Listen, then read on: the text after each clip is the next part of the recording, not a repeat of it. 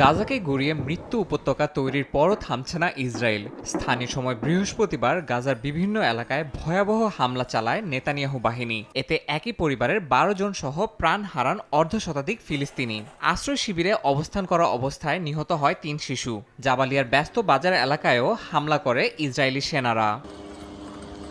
অব্যাহত হামলার মধ্যে ব্রিটিশ গণমাধ্যম দ্য গার্ডিয়ান জানিয়েছে, গোপনে গাজার মানবিক অঞ্চল হিসেবে চিহ্নিত এলাকা বাতিল করে দিয়েছে ইসরায়েল।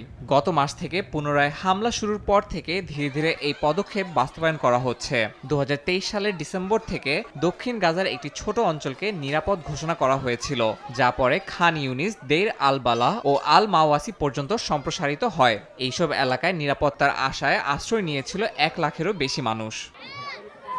সংঘর্ষের মধ্যে ব্যাপক খাদ্য সংকটে ভুগছেন ফিলিস্তিনিরা।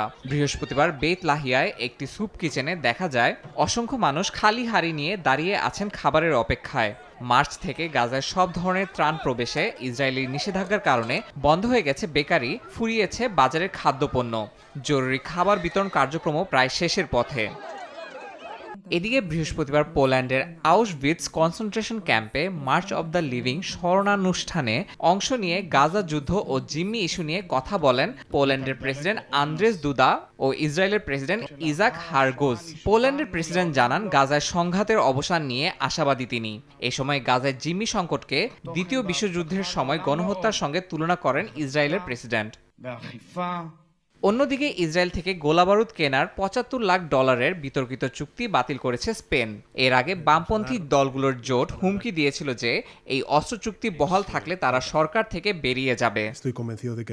ইয়াসিন মোহাম্মদ জিসান, সময় সংবাদ।